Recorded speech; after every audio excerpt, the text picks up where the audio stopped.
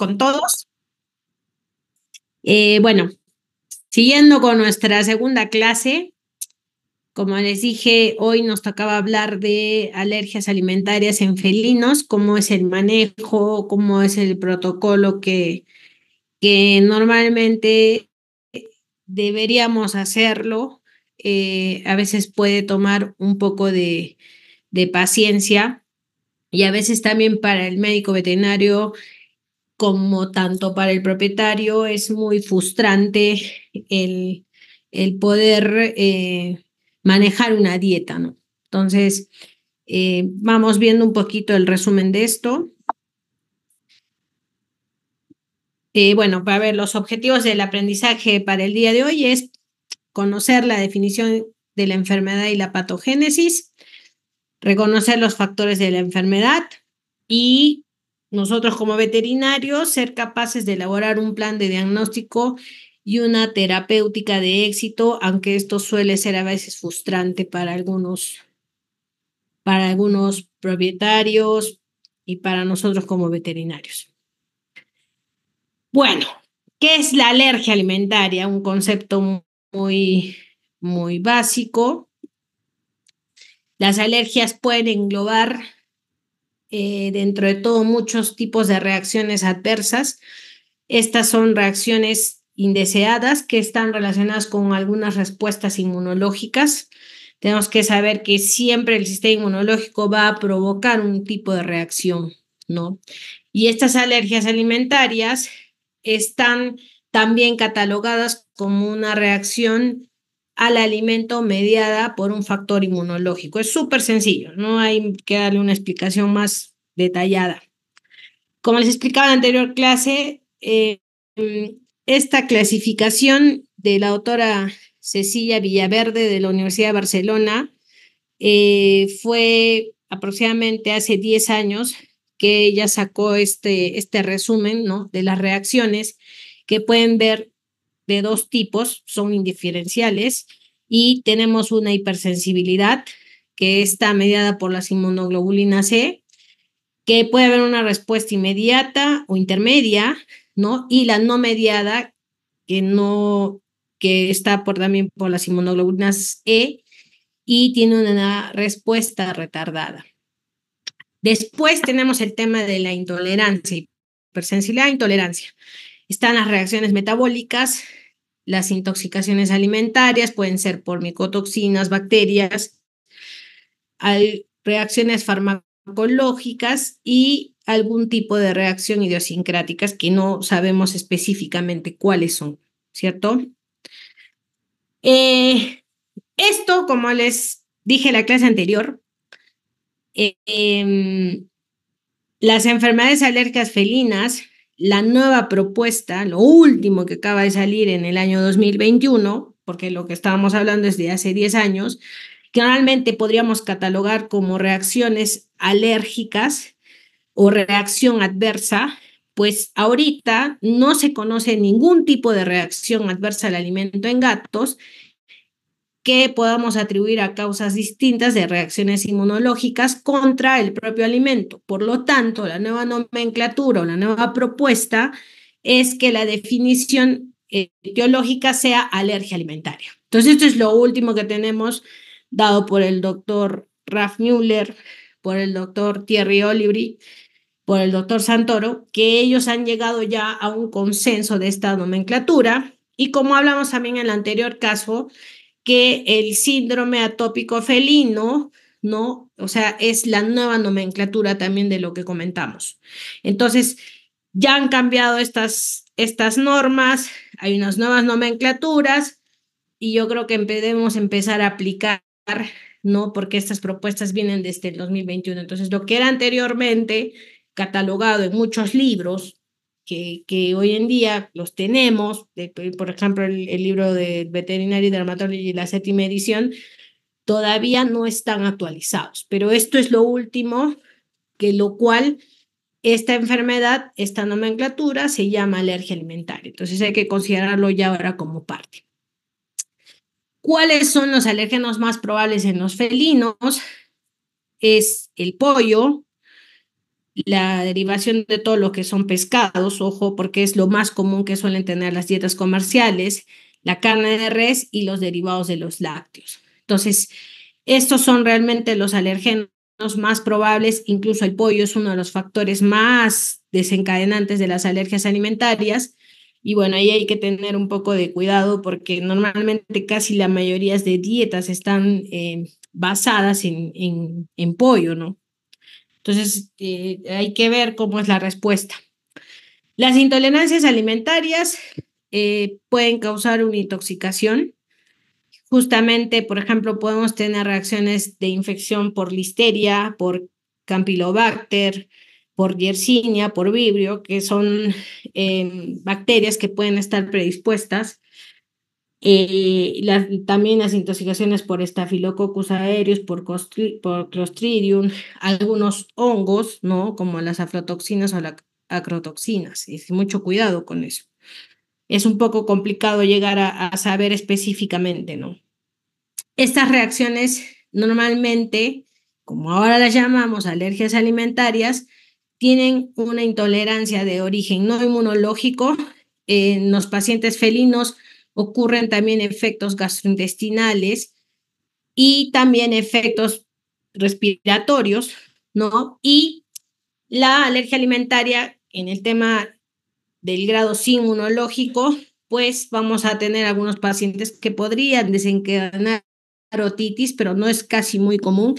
Generalmente las otitis están muy relacionadas hoy en día a infecciones del tracto respiratorio en los felinos. Es raro poder encontrar una otitis, no es usualmente como el perro, pero sí se dan. Y también tenemos las urticarias, las reacciones también, y obviamente el síndrome atópico felino. ¿Cuáles son los factores predisponentes? Pues simplemente hay una mala digestión. Estas enzimas gástricas se fraccionan en proteínas alimentarias mezcladas con aminoácidos, péptidos que son absorbidos por la mucosa intestinal. Y si esta digestión es defectuosa, pues hay una alteración y si el peso molecular también de estas proteínas aumenta, va a haber mayor riesgo de hipersensibilidad. Entonces tenemos que tener eso. Ahora también las alteraciones de la permeabilidad intestinal también incrementan con mucha cantidad de los antígenos de estos alimentos y obviamente se presentan ante una reacción del sistema inmunitario y esto va a provocar pues evidentemente una reacción inflamatoria. Los factores que predisponen, definitivamente cuando tenemos un paciente atópico, pues también tiene mucha predisposición tanto a los alergenos ambientales o a los alergenos alimentarios, ¿no? Entonces hay muchos pacientes que pueden tener combinación de estos dos tipos de alergia, ¿no? Alergia tanto alimentaria como una alergia ambiental. ¿Cuál es la conclusión de esta enfermedad? Bueno, los signos son muy característicos. Bueno, el diagnóstico se va a asociar siempre a la presencia de anticuerpos de inmunoglobulinas E versus frente a los alérgenos ambientales. Entonces, siempre va a haber una variable, una mezcla, que podríamos decirle en todo caso como un tipo de atopía like, ¿no? Entonces, que no está muy generalizado, no está muy comprendido hasta el día de hoy. Y eso les voy a mostrar unos papers que estaba revisando. Y bueno, en los felinos, esta enfermedad puede afectar entre el 10 al 31%. Siempre hay más estándares que dicen que esta afección es un 10%, pero hoy en día hay más estudios que van confirmando que hay mayor tipo de alergias alimentarias, entonces ha aumentado. Lo que pasa es que a veces no tenemos la paciencia para poder diagnosticarlo, ¿no? Bueno, es una enfermedad cutánea muy pruriginosa. También está condicionada genéticamente tanto en los perros como en los gatos. Y esta enfermedad siempre el diagnóstico va a ser por descarte, siempre va a ser por exclusión. Son pruebas que van a estar,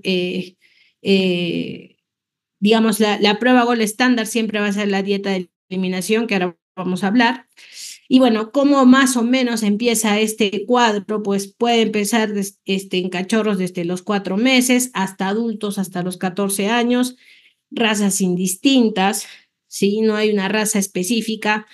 Eh, Puede ser muy variable en respecto a las razas, no hay una norma específica de cierta genética de sus razas.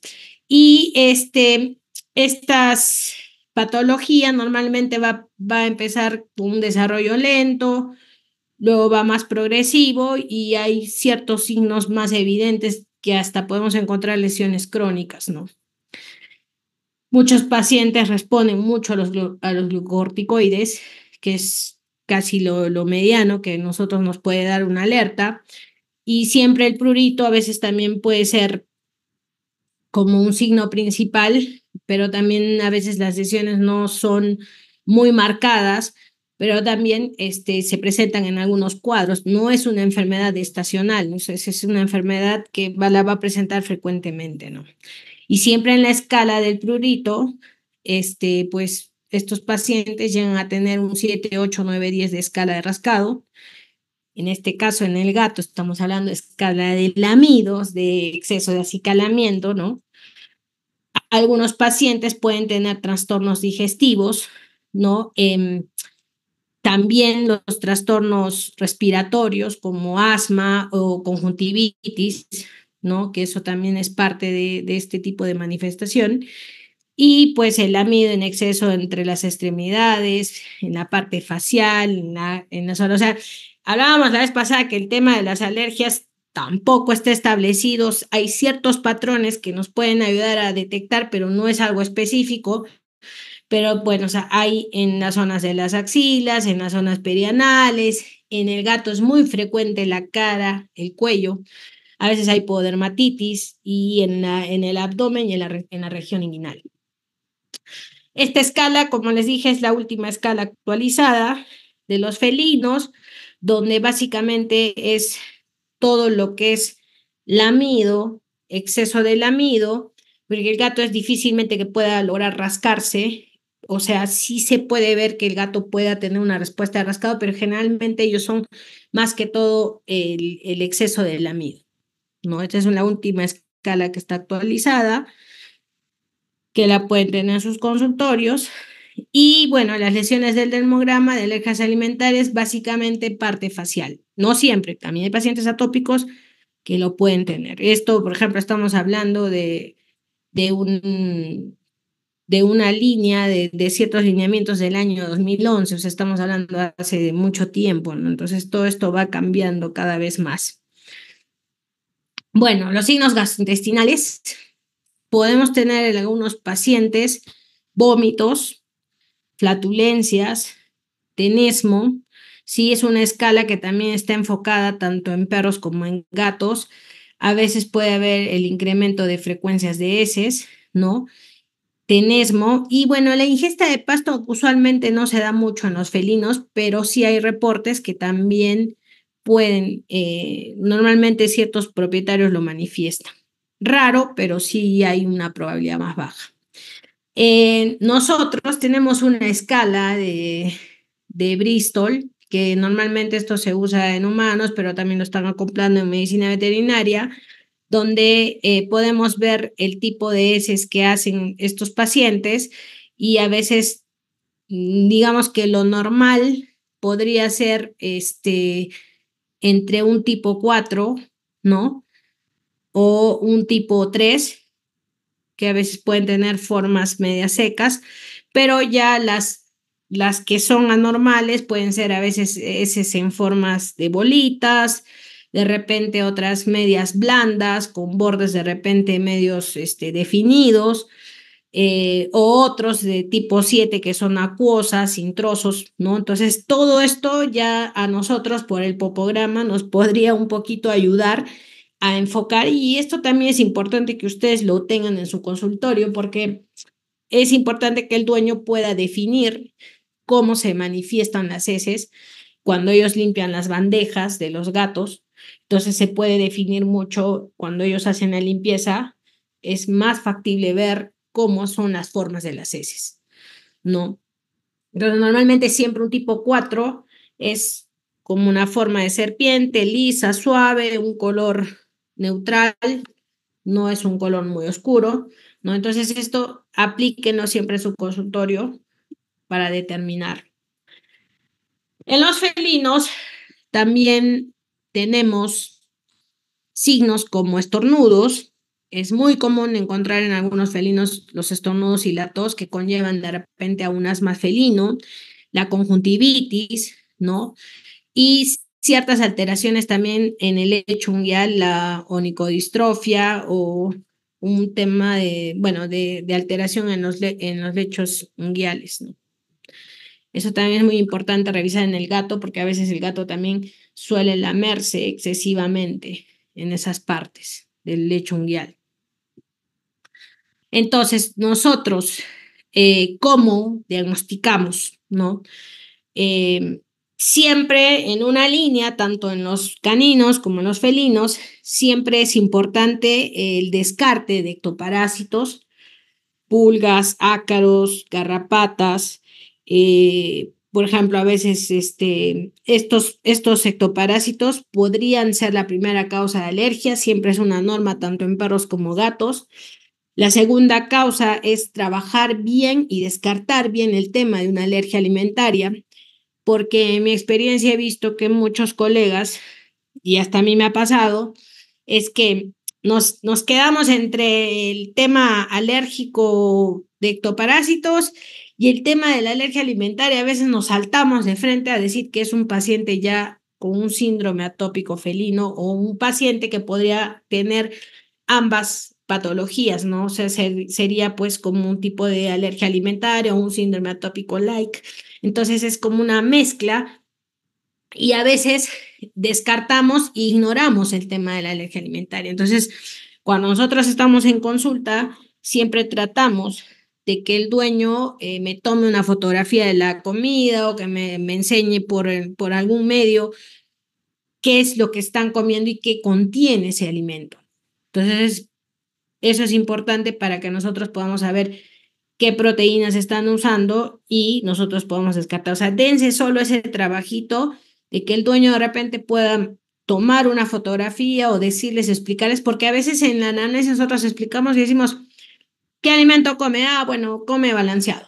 Entonces ahí estamos limitados porque no sabemos qué tipo de balanceado come o de qué sabor o de qué proteína, y eso es importante, creo yo, en mi experiencia, para poder diagnosticar una alergia alimentaria. ¿Listo? Entonces esa parte ustedes no la obvian. ¿Cómo lo diagnosticamos? Recolecto toda la información. Siempre dense ese trabajo de por lo menos dedicarle unos 10 minutos a este tema de comunicación y más que todo si sospechamos de una alergia alimentaria, pues tener todos los datos de la recolección de las heces, el nivel del rascado, ¿no?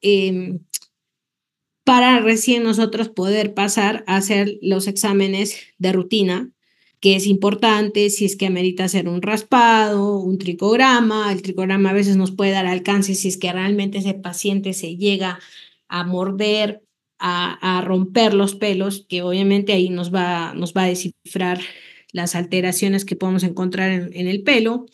Las citologías, como les decía, en el gato no es muy común a veces que hagan infecciones de piel, piodermias, no es muy común, pero sí ver de repente temas de células inflamatorias, eosinófilos, neutrófilos, macrófagos, entonces todo eso va a sumar.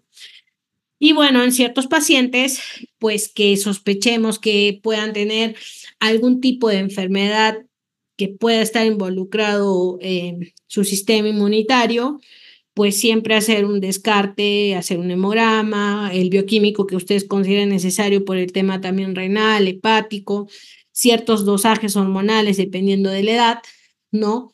Para que nosotros podamos al final quedarnos con este diagnóstico, pero puede haber siempre múltiples diagnósticos, o no necesariamente puede ser un paciente diabético con alergia alimentaria y va a pasar, ¿no? Entonces, es importante que ustedes hagan y manejen todas estas pruebas de rutina. En el diagnóstico, bueno, eliminar siempre las infecciones secundarias en el caso que hubieran, las levaduras que podríamos encontrar, ¿no? Malacesias. En el caso de otitis, como les digo, a veces estas otitis en felinos más que todo están relacionadas con procesos eh, mm, más que todo respiratorios, pero es un poco raro poder encontrar de repente algún otitis, de repente por un factor perpetuante, quizás un pólipo, un cuerpo extraño que puede estar ahí, y eso también es importante abordar. Casi en los gatos no es usual, como en el perro, vuelvo a repetir, que no, las otitis son más inflamatorias, más de origen alérgico en el perro que en el gato, pero de alguna forma sí también hay pacientes que pueden llegar a presentar. Entonces, eh, las literaturas siempre mencionan que las dietas alimentarias son las pruebas gold estándar. Hasta el día de hoy acaban de sacar un artículo recién el mes pasado, no tiene, bueno, tiene un mes y un poquito más, ahora les voy a comentar, pero siempre estas pruebas, siempre las dietas van a ser la mejor prueba. No existe otras formas de otras pruebas que estén convenciéndonos de que nos puedan ayudar como algunos test que ahorita vamos a comentarlo, pero estas pruebas para llegar a un diagnóstico, como se hace por exclusión, entonces el tratamiento de la prueba puede ser de 8 a 10 semanas, viendo la regresión de los signos clínicos. Entonces, sí puedo acompañar de ciertos medicamentos para el prurito, pero pensando en que entre las 8 y 10 semanas, estos pacientes ya deberían tener una respuesta, ¿no? Y acá también es muy importante porque a veces, pues el felino puede vivir junto con un perro, puede vivir con otros gatos, y acá es lo frustrante que viene de las pruebas, porque si yo hago una dieta de descarte, pues creo que tengo que involucrar a toda la familia. O sea, es un poco complicado saber que este gato solo va a comer este balanceado o este pienso y de repente el perro va a venir y va a comer su comida, entonces hay una mezcla de restos de proteínas, tanto también en el consumo del agua, ¿no? Entonces de repente el perro viene, el perro que está comiendo, no sé, un pienso de carne de res, pues viene al plato del gato, se toma el agua del gato y deja los restos de esta proteína en la baba, en la saliva, entonces el gato se recontamina. Entonces, cuando hablamos de esto, la anamnesis, preguntar cuántas mascotas hay en casa, cómo lo vamos a manejar, porque de repente uno se puede cerrar en decir, sí, pues lo vamos a manejar solo dieta estricta, pero veamos qué es lo que está pasando en el ambiente de la casa del propietario. Entonces, eso es muy importante. Ahora, hablábamos que la dieta de eliminación hasta hoy sigue siendo la prueba gold estándar. Hay test que no son muy comerciales, pero que están tratando bueno, de que sean específicos, pero no son tan sensibles como pensamos. Entonces, por ejemplo, hay pruebas de permeabilidad intestinal, provocación gástrica que están usando, que son test que no son muy comerciales, colonoscopía con provocación alérgica,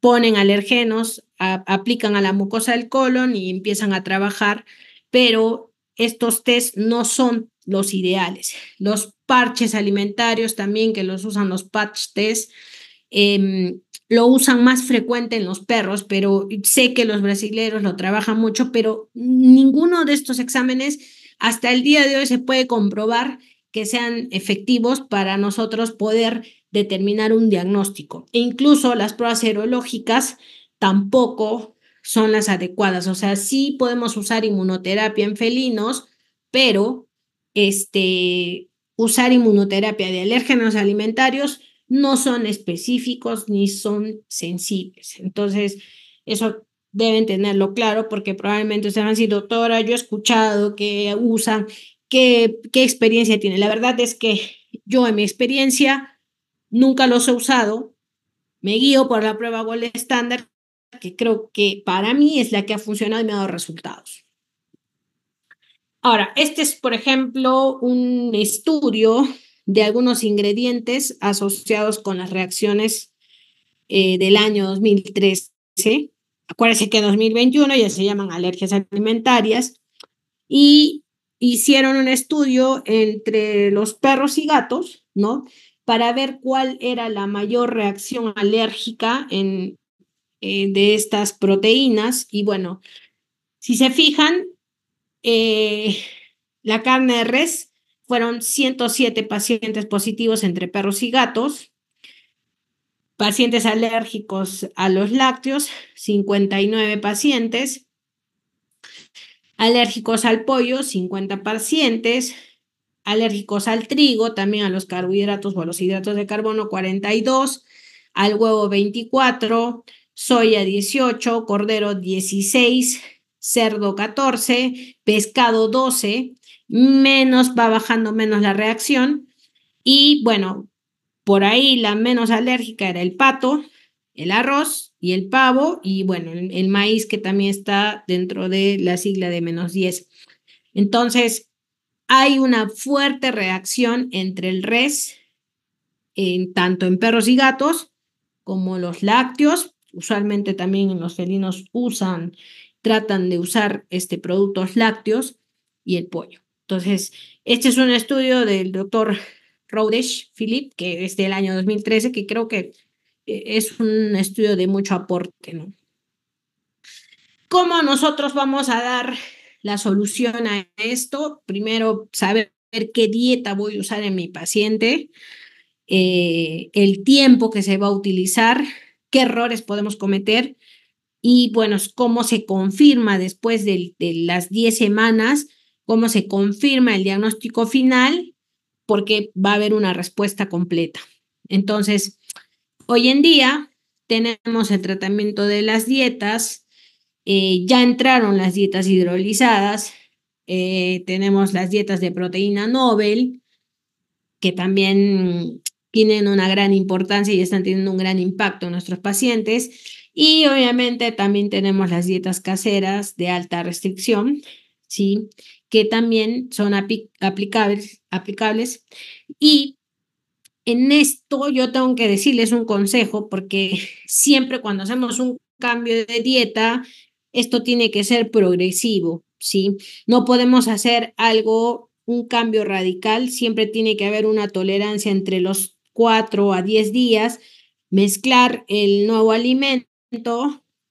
Por ejemplo, damos 70% del alimento actual, el que está comiendo, y tratamos de introducir un 30% del nuevo, o también podría ser 50-50 para ver la tolerancia. Y es más, a veces también estos pacientes están ya medicados em, con algún producto para bajar obviamente el prurito. Entonces, si tú haces un cambio radical, pues si el paciente no empieza a comer o de repente no tolera la dieta, pues junto con la medicación puede terminar en que este paciente pues termine con un tipo de gastritis, ¿no? Entonces hay que tener mucho cuidado, y tanto la medicación como la dieta, entre la mezcla, de no hacerlo tan rápido. Entonces siempre vamos a dar un tiempo de unos 4, 10 días máximo, una semana. Vamos tolerando hasta exagerando 10 días, y a partir del día 10 el dueño debe empezar a marcar la nueva dieta. De ahí para adelante vamos a contar las 8 o las 10 semanas que se necesite. Entonces, cuando hablamos de dietas, bueno, la primera dieta hablamos de la hidrolizada. ¿Qué es una dieta hidrolizada? Es hidrólisis, lisis, que significa dividir, hidro, agua, descomposición de los componentes. Normalmente estas proteínas deben tener un factor menor a los 10.000 Daltons, que es la medición de las proteínas, y por ende hay menos reacción a la proteína y es mucho más eficaz para un tipo de enfermedad de tanto intestino, como pacientes con problemas de repente pancreáticos, o como pacientes con litiasis urinarias. O sea, es decir, que esta comida va a ser una carga mínima de proteína porque la deshidratan a tal punto que llega a engañar al sistema inmunitario. Entonces, va a actuar de esa forma, se puede usar siempre, podemos tener pacientes con litiasis urinaria y a la vez alergia alimentaria. Entonces, la dieta va a ser adecuada. Y estas dietas ya entraron de moda, ya están acá hace 5 o 6 años, ya estamos manejándolas. En el tema de costo, de repente es un poquito más elevado respecto a otras, pero también son mucho más seguras. Me gusta trabajarlas más. Antes trabajaba más con las proteínas Nobel, pero ahora opto yo de frente por algunos pacientes por empezar con dietas hidrolizadas. Entonces, las dietas hidrolizadas tienen, bueno, son ricas en aminoácidos, tienen péptidos individuales. Normalmente para los tanto perros y gatos es sugerible que estas dietas puedan ser menor a los 7000 Daltons. Entre más deshidratadas estén, es mucho mejor porque van a provocar menos reacción entre 7000 o 10000 Daltons, ¿no? Y como les decía, van a ser menos reconocidas ante el sistema inmunitario. Ahora, esta proteína hidrolizada se va a dividir en diferentes moléculas. Sucede que estas proteínas se van a romper, alteran el sistema inmunitario y hace que el sistema inmunitario ya no las reconozca. Entonces es una buena alternativa y, por ejemplo, acá tenemos estas proteínas hidrolizadas, usualmente las más comerciales son de pollo. Y uno diría, oye, pero el pollo es uno de los factores que puede causar alergia, como hemos visto en ese estudio del 2013. Pero siendo un pollo deshidratado molecularmente, sus factores van a ser siempre menores a los o sea, lo ideal es que esto se maneje a los 7000 Daltons. Puse este cuadro porque Purina hizo un estudio más específico y hizo una comparación entre otras comidas y obviamente entre la fórmula canina y entre la fórmula felina, pues se logró identificar que menor a los 7000 Daltons puede provocar menos reacción. Entonces, de repente hay otras comidas que pueden tener 10.000, 9.000, 7.000, pero siempre si sea menos de 12.000 va muy bien. Entonces, ya pasado de los 12.000, ya vamos a tener ciertas alteraciones, por cual son dietas que no las recomendaría o de repente hay ciertos laboratorios de nutrición que solo tienen una planta específica para estos tipos de alimentos, porque a veces pueden utilizar las máquinas y puede haber una recontaminación. Entonces, hay ciertos laboratorios de nutrición de ciertas marcas de comida, como lo tiene Purina, como de repente lo tiene Royal Canin, o como de repente también lo pueda tener bueno, de estas dos marcas conocidas. Hills también es otra de las alternativas que podemos tener esa garantía de que estas proteínas realmente sean hidrolizadas y que se trabajen a ese peso molecular. Ahora, como les hablaba, bueno, estas proteínas tienen muchos beneficios. Los competidores igual trajeron proteínas de soya, que me parece que lo tengo acá. Okay, perdón, creo que se me pasó. También utilizan proteína de soya, que también sería una ventaja, pero creo que todavía no la tenemos disponible aquí. Y si no me equivoco, en este cuadrito están las comidas solo de hígado. Entonces, también la de soya podría ser una alternativa, pero creo que no hay competidores de esta marca. Bueno, estas fórmulas hidrolizadas son altamente digestibles, van a ayudar a promover una absorción adecuada. A veces no es recomendable usarlo en cachorros. Los mismos laboratorios dicen que no es recomendable por que no tienen todos los nutrientes, pero podemos usarlo de repente ya en pacientes a partir de los 7, 8 meses, ¿no? Para poder complementar una dieta. Y si tuviéramos el caso de cachorros, de repente usar ahí un tipo de monoproteína, ¿no? Que a la par también no va a ser lo mejor, pero hoy en día, como tenemos pacientes que desde temprana edad presentan, entonces sí hay una serie de contraindicaciones que incluso la marca no lo va a poner, no va a poner que es una comida para cachorros, entonces es importante explicar al dueño que si mi paciente es alérgico, no es la mejor fuente de nutrición, pero habría que compensar, ¿no? Eh, Va a ayudar obviamente a mantener con los efectos de sus vitaminas, minerales, la cantidad de ácidos grasos como efectos antiinflamatorios va a ayudar. Y es que son pacientes que tienen enfermedades de tracto urinario, pues también va a ayudar a monitorear ese pH, ¿no? Y su digestibilidad es altísima, es un 85%, son pacientes que empiezan a tolerar mejor esta proteína hidrolizada. Entonces, ¿cómo nosotros evaluamos los signos gastroentéricos? A veces también es importante, ¿no? No manejar tanto la parte gastroentérica, si se puede trabajar con los veterinarios que hacen todo lo que es el tema gástrico, esas derivaciones también son importantes porque generalmente se presentan tanto signos dermatológicos y a veces nosotros como en dermatología solo nos enfocamos a pensar que puedan tener reacciones de piel, pues no vemos más allá de los signos gastroentéricos que se puedan provocar. Entonces es importante primero trabajar ambos, descartar todas las enfermedades y los problemas secundarios que puedan llevar y una vez descartado esto, pues nosotros ahí poder tratar ya y empezar con esta dieta de eliminación, ¿no? Y normalmente esta dieta, que no están con, digamos, cuando ya nosotros hemos hecho un pase, hay que tratar de evitar dar premios, otras cosas que no sean más que todo solo alimento hidrolizado, porque a veces también me dicen, doctora, pero le puedo dar sus premios, entonces en estos casos se suspende.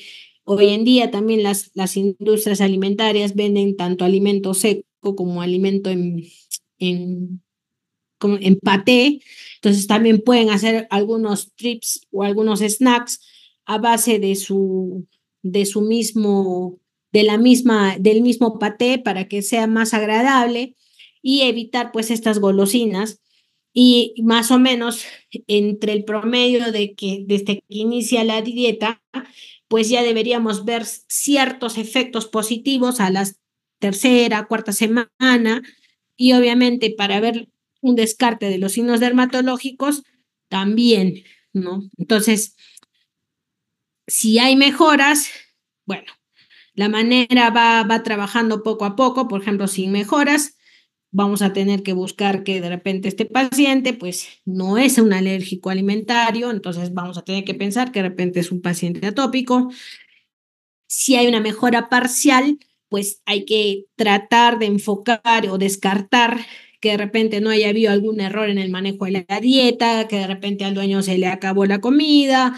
Y es que a veces todo esto pues, resulta a veces muy frustrante porque a veces el dueño viaja o se quedó el paciente con otra familia o lo llevaron a un hotel. Entonces, todas estas cosas es importante para saber por qué no hay una mejoría completa y si es algo parcial, pues ahí hay que recurrir, ¿no? Si está bien desparasitado, ¿no? Y si hay una mejora significativa, pues seguimos adelante con la dieta y ahí es el desafío que nosotros vamos a tener como médicos para tratar de que estos pacientes, pues si hay una respuesta de un 50%, pues hay que seguir. Y si de repente hay errores, volvemos a repetir la dieta, ¿no? O sea, de repente no necesariamente tenemos que fijarnos entre las 8 o 10 semanas, de repente podemos ampliar 3 semanas más por un error, pero hay una respuesta, entonces vamos poco a poco trabajando y identificar si es que probablemente hay una respuesta muy positiva, entonces ver qué es lo que vamos a trabajar después con una dieta de provocación. Entonces, ahí puede ser que las dietas demoren hasta más de 12 semanas, pero realmente manejar una dieta es un desafío y a veces muchos veterinarios, y me incluyo anteriormente, es que siempre las dietas las tachaba y me iba de frente a allá al síndrome atópico felino. Entonces ya como que ya no daba esa opción de que fuera y a veces el error simplemente puede ser por el mismo propietario, puede ser por los diferentes manejos que se dan. Ahora, ¿cuál es la desventaja de estas dietas comerciales? Porque, bueno, tienen sus ventajas y desventajas. Bueno, las ventajas es que son comidas cómodas, prácticas para el dueño, se acaba, compra, o sea, no es una comida que sea complicada de conseguir, ¿no? Equilibrada, tiene todos los nutrientes necesarios. Hablamos de proteína hidrolizada, tienen que ser, generalmente las hidrolizadas tienen una nomenclatura que se llaman HA, y la eficacia que se va a mostrar y obviamente no lo va a decir en las comidas que sean para animales cachorros o animales en crecimientos, pero sí es una forma apta, pero siempre comunicándole al dueño. Desventajas, pues que son dietas que tienen aditivos siempre para conservar el producto, a veces son de baja palatabilidad, más que todo si estos pacientes están acostumbrados a comer comidas caseras. El costo es un poco elevado, ¿no? En algunos de repente puede ser demasiada proteína, no siempre. Y bueno, eh, algunos pueden tener mejor control o otros no pueden tener un control estricto de las proteínas, pero por eso les digo, o sea, hay ciertos alimentos que solo se basan que son HA, ¿no? El resto de alimentos que puede haber de otras marcas, realmente yo me involucraría mucho si es que ellos tienen un laboratorio específico, porque si es una dieta que fabrican ahí otras distintas marcas, entonces ahí puede haber una reacción falsa positiva. Proteínas Nobel, se usa el pato, el venado, el bisonte, el avestruz, el conejo, el salmón, carbohidratos adecuados, papa, camote, yuca, avena, cebada, trigo también, ¿no? Y las proteínas Nobel, pues una de las características también que son proteínas diferentes es que también tienen ácidos grasos como los omegas 3 y 6. El omega 6 va a ayudar a la barrera epidérmica, el omega 3 tiene un efecto antiinflamatorio a largo plazo, ¿no? Y bueno, tenemos estas limitaciones de las proteínas, las dietas monoproteínicas y bueno, a veces también entre los pacientes con cierto, digamos, pacientes que se pueda descartar como alergia alimentaria, sobre todo en los perros, pues de repente se podría usar como un manejo de por vida, ¿no? Usar una dieta menos, que pueda ser más tolerante, en otras palabras. Muy buena digestibilidad tienen, fuentes de proteínas alternativas, tenemos diferentes, el pato, el venado, ¿no? Conejo, fortalece el sistema inmunológico y también mantiene el pH levemente ácido, que también es importante. En cuanto a las dietas caseras, también se puede manejar, es un poco más trabajoso, tanto para el dueño. ¿Cómo se manejan estas dietas caseras? Pues tratamos de usar una proteína que el paciente casi nunca haya ingerido. Podemos usar como carbohidrato tanto la papa o el arroz integral. No podemos usar ambos, elegimos uno de los dos para no hacer mezclas. El aceite de maíz es ideal para evitar que estos pacientes no se estriñan mucho y el agua mineral, o sea, no podemos usar agua del caño, del pilón, porque esa agua pues tiene mucha atracción de metales, están contaminadas. Entonces se mezcla esto y es una forma también de poder darle al paciente tanto licuado, en trozos, de la forma como guste.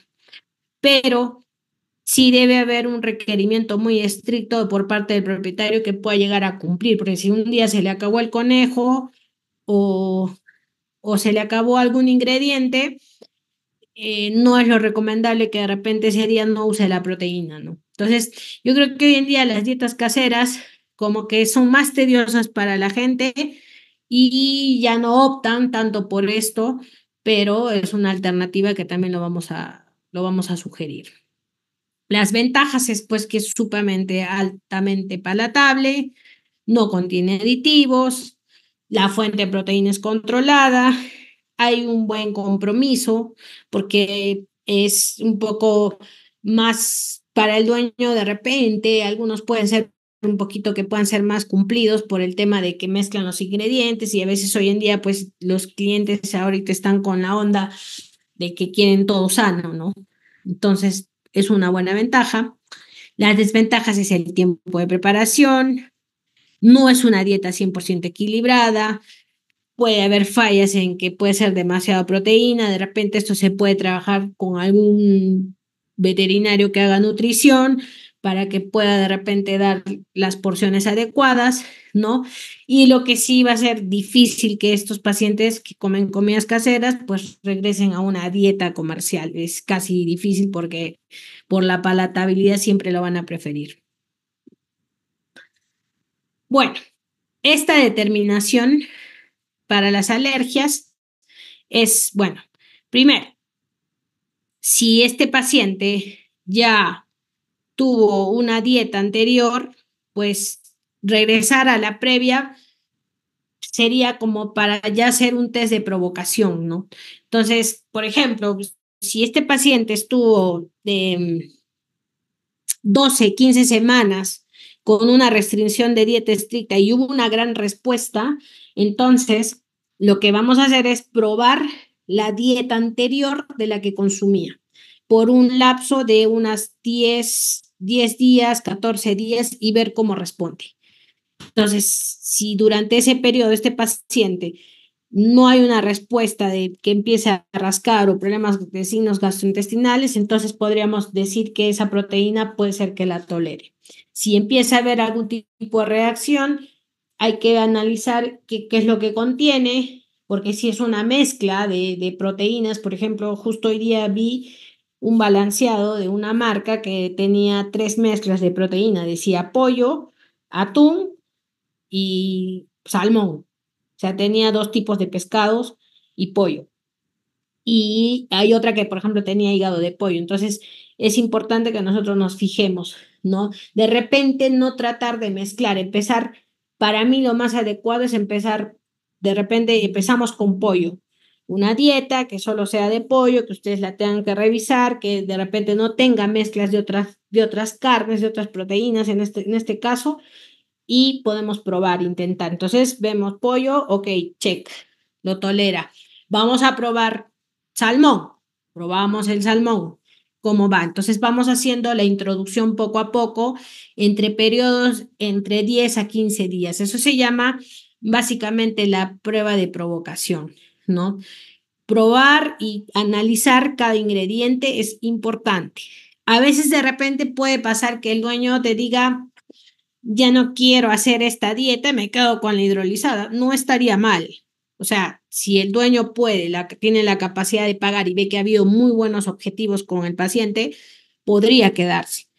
Pero si es que el dueño por ahí quiere intentar ver qué otras cosas más le podrían dar, pues esto va a tomar pues un periodo de unos 6, 8 meses. Si la alergia molestó qué sé yo, 2, 3 años, pues yo creo que nada costará que este paciente o este cliente espere un año más o 8 meses para ir haciendo la introducción de ciertas proteínas. Igual este es un estudio del doctor Thierry Olivry y Müller, ¿no? Que también las tanto las dietas que se utilizan de reacciones alérgicas alimentarias, a veces pueden haber ciertos cambios que podrían otra vez declinar y volver a empezar. Entonces, es importante porque ellos también lo reportan. Ahora, como hablábamos, la prueba de provocación después de las 8 semanas, esperamos, lo que les explicaba, de 5 a 14 días es lo más ideal. Y si empieza a aparecer la dermatitis pruriginosa, pues entonces tenemos que ir tachando. La verdad es que en algunos pacientes, mi experiencia casi no ha llegado mucho a la dieta de provocación hoy en día. Ha sido un poco más complicado, pero a veces dábamos por ahí algunos premios, ¿no? Que por ejemplo, premios que de repente tratar de no mezclar tantas proteínas y ver cómo respondían. Pues la vida tampoco es perfecta, o sea, por ahí pueden comerse algunas cosas y pueden volver a empezar con un prurito, pero lo importante es ver la respuesta, ¿no? Entonces, cuando tenemos estos pacientes, pues hay que tratar de evitar dar ciertos antiparasitarios que estén saborizados, juguetes que tengan de repente algún sabor, vitaminas, suplementos, ¿no? Y evitar la recontaminación sobre todo. ¿Qué errores comunes pueden pasar? Bueno, la mala aceptación por parte del cliente, que puede ser que el cliente a veces se desespera, se frustra, no lo quiere hacer, nos miente.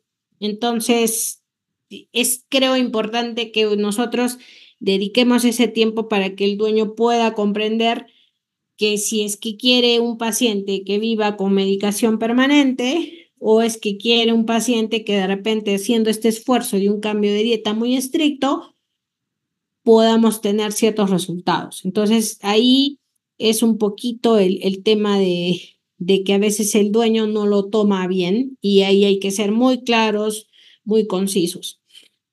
Otro problema que puede pasar es la economía del propietario, ¿no? Bueno, en gatos siempre eh, el costo de alimentación siempre va a ser más económica, pero de repente hay propietarios que no pueden pagar estos tipos de alimentos, ¿no? Y el otro, pues que también el cumplimiento del propietario. Por una parte, tú le explicaste todo bien al propietario y el propietario no concientizó a toda la familia, entonces él solo lo entendió, pero tampoco lo comunicó a la familia y ahí empiezan a haber estos errores y por eso hay muchos desaciertos, ¿no? Entonces, básicamente para mí, en mi experiencia, creo que es el tratar de convencer al cliente, bueno, al propietario, de que debe haber un cumplimiento muy adecuado, debe haber una buena comunicación. Quizás esto tome más tiempo, pero podemos llegar a grandes acuerdos y a veces solo concientizando y teniendo una buena comunicación, a veces tenemos respuesta. A veces por eso les digo, a veces hay muchos estudios que confirman pues el porcentaje de 10, 31% de pacientes que han podido responder paliativamente, pero creo yo que se necesita hacer más estudios, más profundizar en el sentido de que si hay una buena comunicación, yo creo que el propietario va a seguir el hilo, pero si la comunicación no va a ser buena, entonces ahí ocurre el fracaso y cuando regresan a nuestra consulta, lo único que nosotros vamos a decir, bueno, es un paciente que va a tener que tomar medicación permanente y que Dios lo bendiga, ¿no? Entonces, a mí, gracias a Dios, me ha pasado que yo sí creo, y a veces hablando con varios amigos, colegas que hacemos derma, algunos me dicen, no, Vane, para mí las alergias alimentarias son un fracaso, o sea, no tengo incidencia. Y esto lo he visto en todo lado, he preguntado a colegas de todo lado y siempre hay un porcentaje que siempre me dicen, ¿no? Son atópicos, son atópicos. Entonces ya se van a lo último, ya están con la medicación permanente. Entonces, pero sin embargo, creo que en mi experiencia yo he podido tener buena comunicación con el dueño y bueno, la vida no es perfecta, pero tengo muchos pacientes que en algún futuro me gustaría empezar a hacer un estándar, como un estudio e ir muestreando para ver qué tanta respuesta hay, porque sí he tenido buenos resultados. Hablamos un poquito de las dietas BARF. Este es un abstract de unos estudiantes, unos residentes, y ellos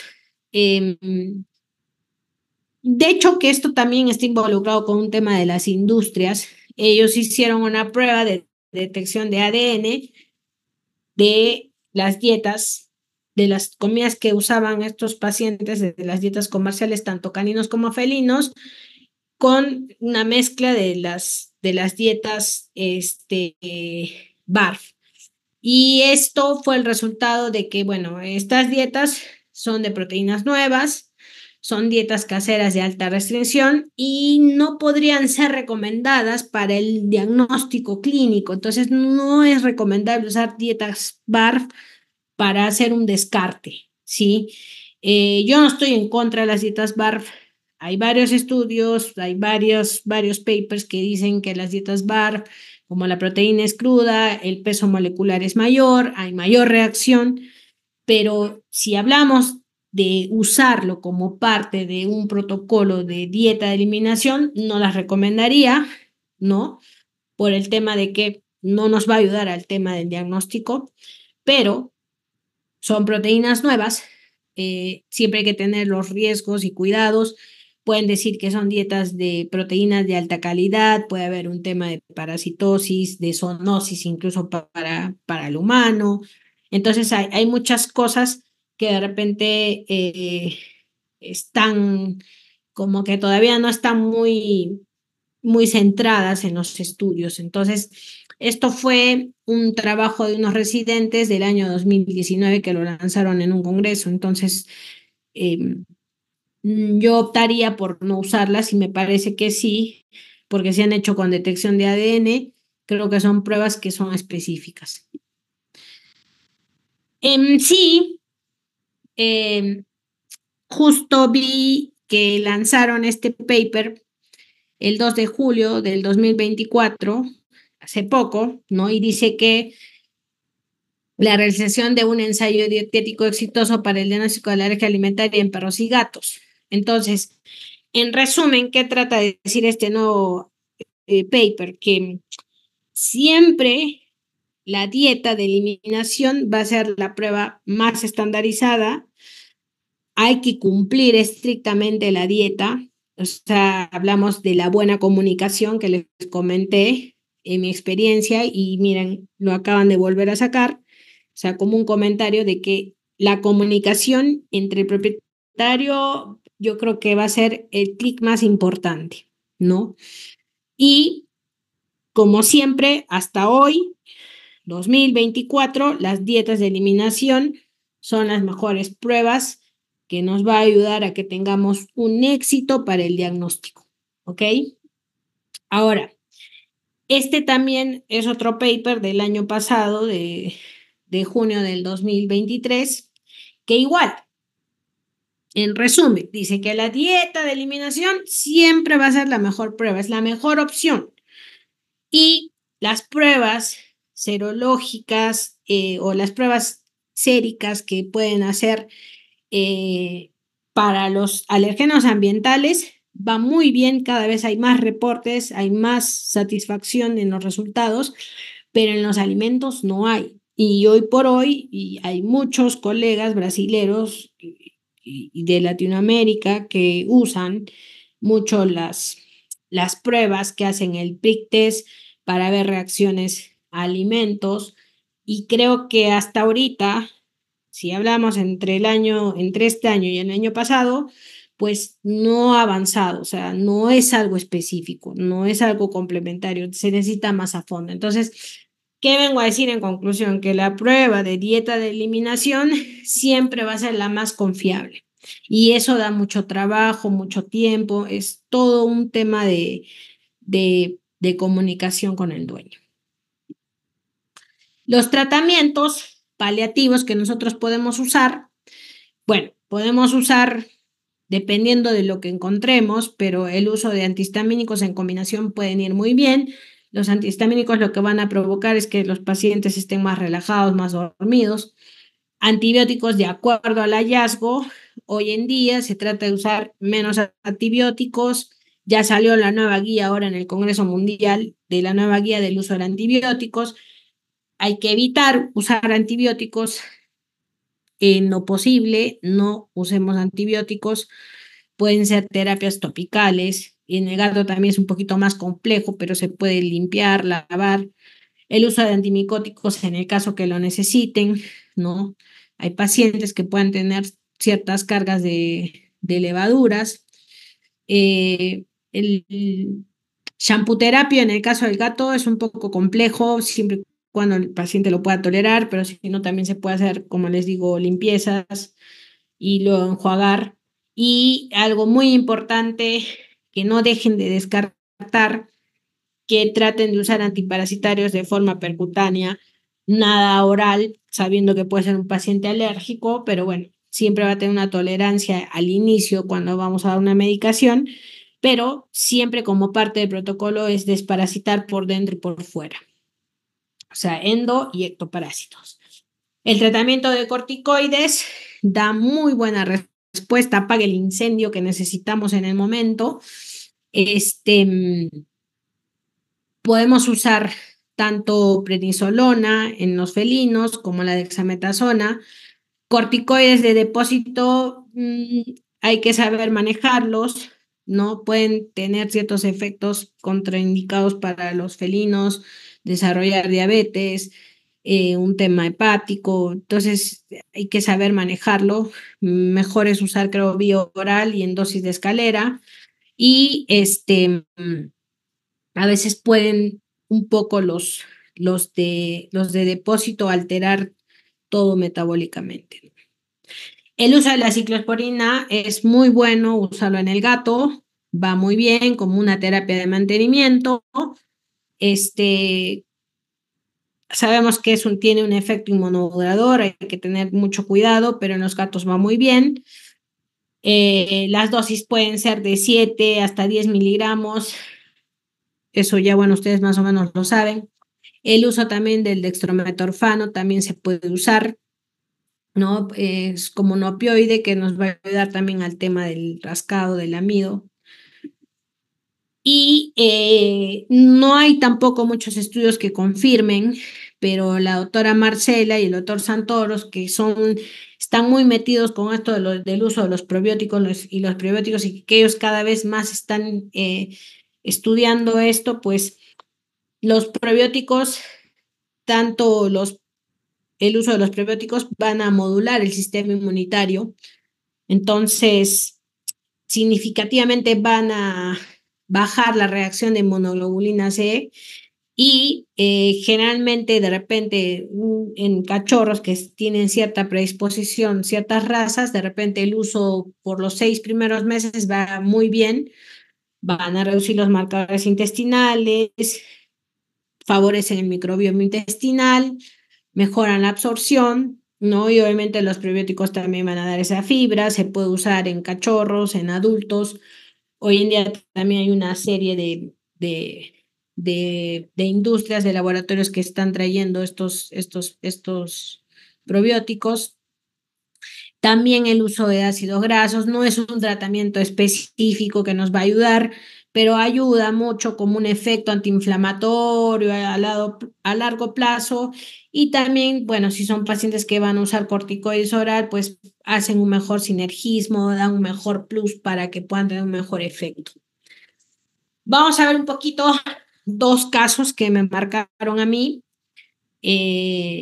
Para que vean que los patrones dermatológicos son diferentes, no es un estándar en todo, cada vez está cambiando, no hay nada que esté estandarizado, pero bueno, esta es una felino, hembra, se llama Tabata, tiene 10 meses, es una gatita adoptada y bueno, vino a la consulta después de haber pasado muchos tratamientos para el prurito, se rascaba, se mordía, tenía un complejo muy fuerte que van a ver el video. Estuvo con tratamientos de antiparasitarios externos, le pusieron la selimectina, estuvo con tratamientos combinados con antihistamínicos y corticoides, como 10 días continuos, hasta recibió corticoides de depósito, mejoraba, pero regresaba el rascado, y el prurito en sí era una escala de 10 y comía un alimento balanceado de pollo mezclado con pescado para cachorro.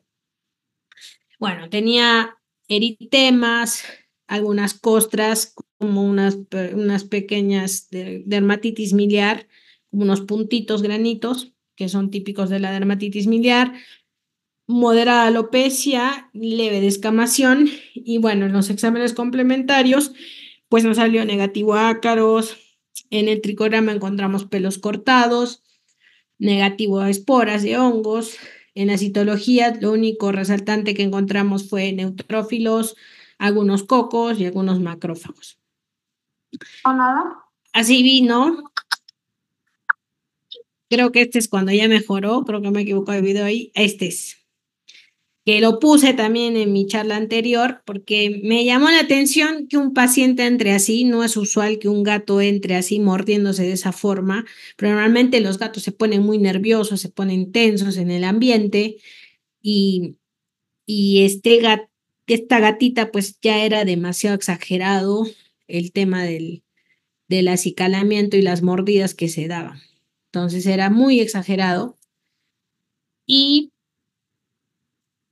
bueno, este paciente, así como ustedes lo ven, vino luego después de 7, 8 semanas con una dieta estricta y miren cómo estaba ahora.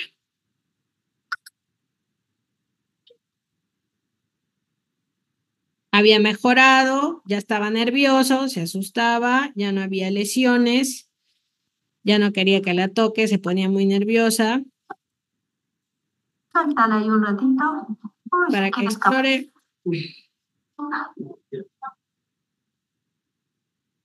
Tenía un patrón de lesiones, si se fijan, tanto en la parte del abdomen, en la parte costal, y bueno, ya no se rascaba. Y esto solo fue con un cambio de dieta. Obviamente a los inicios se tuvo que asociar pues algún tipo de corticoide para mejorar los signos más agresivos y ahí solo trabajamos con una dieta hidrolizada. Entonces, luego, si se fijan, el patrón es diferente. Entonces uno diría, cuando ve a este paciente, a la otra paciente que estamos viendo, diría pues que esto podría ser de repente un complejo de un paciente con síndrome atópico felino, por la ubicación de las lesiones, ¿no? Pero miren qué increíble que ya con tantos tratamientos fallidos y todo, pues lo único que nosotros hicimos fue hacer un cambio de dieta radical y el paciente mejoró. Este es otro caso de un menino, se llama Minino, un felino de 2 años, un gato persa, que también presenta prurito intensivo en la zona facial desde hace aproximadamente 6 meses atrás. Nunca recibió tratamiento, vive con otros gatos persas más en la casa. La dueña era una criadora de gatos persas. El prurito en la escala era 9. Había eritema, alopecias, costras, ¿no? En los exámenes complementarios salió negativo a ácaros, negativo a esporas. En el examen de cinta de acetato no tuvimos tampoco más que de repente algunos neutrófilos, como también se hizo en la impronta, encontramos malacesia, cocos. En el examen también de la cinta de acetato, negativo a Demodex, y vino así, y solo con un cambio de dieta mejoró así. Entonces sí, también nos costó mucho tiempo llevar a cabo todo este tratamiento, todo este protocolo. Creo que con este paciente nos hemos demorado fácil como unos 6 meses, porque tenía entre recaídas, mejorías y recaídas, pero al final la dueña pudo entender con toda su familia de que solo era el manejo de la dieta, porque tuvimos que cambiar. Ella tenía creo como unos 6 gatos y tuvimos que cambiar a todos la misma dieta. Lo bueno es que solo tenía gatos, entonces fue más fácil poder ayudar a todos. Incluso dentro de algunos gatos de ella tenían pues flu, otros tenían otras diferentes enfermedades, pero con la dieta nos ayudó a todos a cambiarles. Si no me equivoco, nos tomó pues ¿qué? 8 meses. Entre recaídas y venidas, controlamos las infecciones muy bien, pero a veces el tema del prurito no lo controlábamos. Llegamos a usar con este paciente ciclosporina por 90 días, fácil, y de ahí solo nos quedamos con la dieta y tuvo muy buena mejoría. Bueno, en resumen, las alergias alimentarias se pueden manifestar de muchas formas: granulomas, algunos pacientes otitis, úlceras indolentes, dermatitis miliar, el prurito intenso, ¿no? En diferentes lugares, no necesariamente, por eso les digo, tiene que ser facial o cuello, pero podría ser un indicativo. Pero vieron en el otro paciente cómo se mostraba las lesiones en la zona dorsal, ¿no? Entonces no era tampoco algo para pensar que uno podría decir que hubiera sido un gato con síndrome atópico felino. Algunos pacientes podrían haber tenido ciertos vómitos, podríamos confundir bolas de pelos, gases, las deposiciones más irregulares, ¿no? Y como mínimo, siempre estas dietas, pues tienen que durar hasta 8 semanas como mínimo, ¿no? Los tres intradérmicos y serológicos no son como un diagnóstico para alergia alimentaria. Sí, o sea, eso ténganlo presente. Si lo quieren hacer y pueden ir probando y de repente hay una respuesta, sí, pero no son específicos. Entonces, para mí, la gema es los 5 poderes. Primero, bueno, pacientes que de repente podemos usar glucocorticoides de inicio para apagar un poco ese incendio inflamatorio que tenemos. ¿Cómo los tratamos? Podemos empezar siempre con glucocorticoides que van a ir muy bien. Tratemos las infecciones secundarias que nos puedan, digamos, como alternar todo nuestro tratamiento. Es importante darle el tratamiento importante. El uso de probióticos y prebióticos, que lo uso yo, parte de mi protocolo, según a lo de la doctora Marcela. El control antiparasitario es muy importante, siempre descarten y hagan un protocolo adecuado que sea ideal. La dieta estricta, ¿no? Y acá lo más principal es la comunicación en sí, para que nosotros podamos tener los mejores objetivos con estos pacientes. Si no hay buena comunicación, va a haber el fracaso completo. Entonces, básicamente, si me preguntan cómo tratamos, pues estas son las 5 gemas del tratamiento. O sea, tratar, desinflamar, tratar lo secundario y aplicar una dieta muy estricta, y nunca se olviden del control antiparasitario. Bueno, eso ha sido todo. Espero que les haya gustado esta charla. Me gusta hacer un poco bien simple todo para que la gente pueda entenderlo. Y no sé, estamos abiertos a las preguntas. Hoy, lo que digan.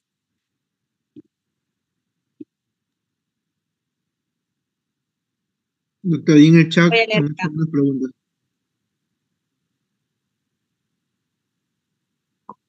Dice Yanira: doctora, buenas noches. La escala de Purina de Proplan es parecida. Sí, es esta, tal cual.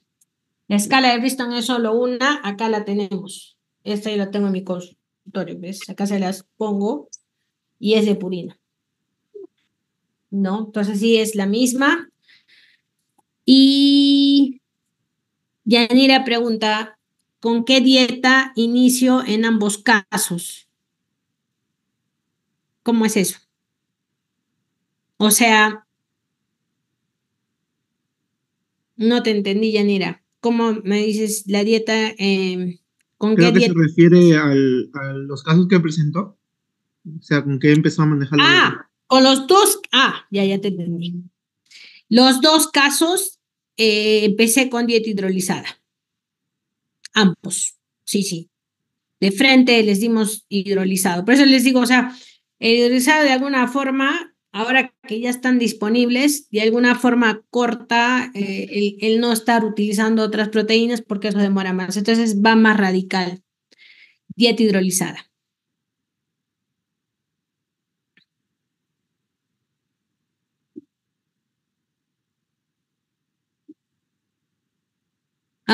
Ya. Doc, al iniciar una dieta hidrolizada, ¿cuántas semanas le da acompañamiento con corticoides o no usa? Sí, siempre uso.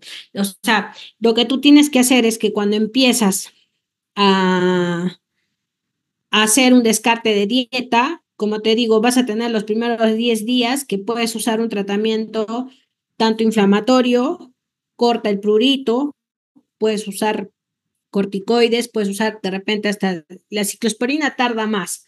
Entonces, en mi experiencia siempre inicio con corticoides y acompaño la dieta, ¿no? Entonces, acuérdate de la semana de tolerancia de 5 a 10 días, ¿no?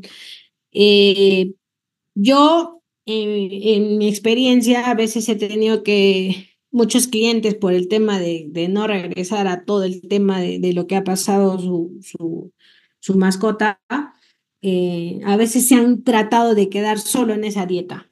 Entonces, a veces ha sido para mí un poco complejo entrar a la dieta de provocación.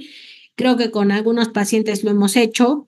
Por ahí vamos introduciendo ciertas proteínas, pero trataba, por ejemplo, de evitar el pollo mucho. Entonces, de repente solo les decía que empiecen con pescado y a algunos sí les respondía. Entonces, sí podrías empezar como una dieta de provocación, de repente empezar con el pescado, ¿no? Para ver cómo les va con un salmón, un atún, algún tipo de eso.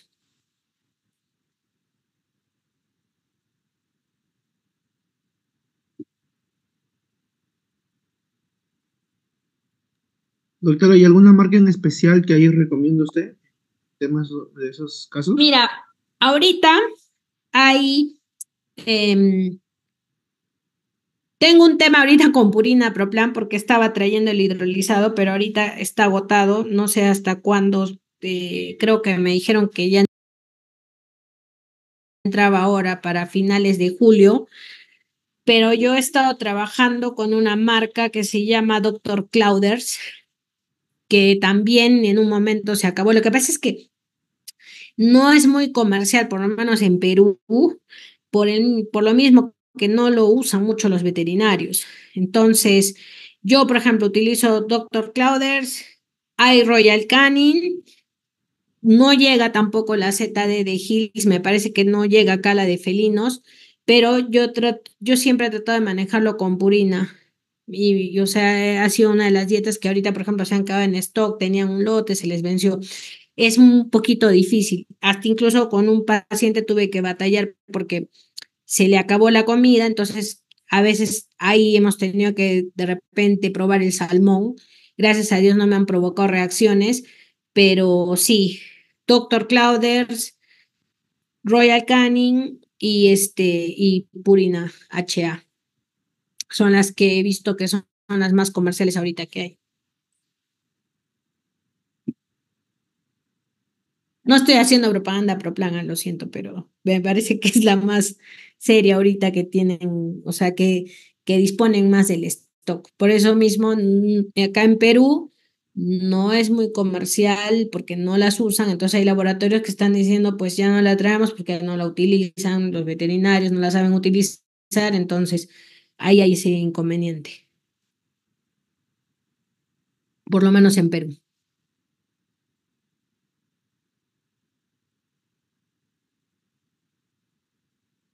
A ver, otra pregunta por acá. Ah, también sí, el Advance, sí, sí, sí, también hay. Lo que pasa es que acá, Clarmar, el Advance, por lo menos en mi ciudad, no está muy marketeada, llegó hace como 2 años, la tuvimos y luego la sacaron. Entonces, creo que en Lima sí está más el Advance también. Traten de buscar el Advance hidrolizado. Yo he trabajado también con eso, tanto en perros y en gatos poco, pero sí hay. También Advance es una buena alternativa.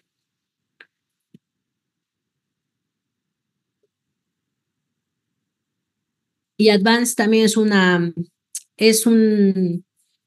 es una marca que tiene un laboratorio en España que lo tienen muy bien desarrollado y tienen este, o sea, manejan muy bien el tema de los alimentos hidrolizados. Incluso el doctor Ferrer y el Hospital de Barcelona son aliados porque trabajan directamente y es una buena marca. Sí, Advance también me gusta.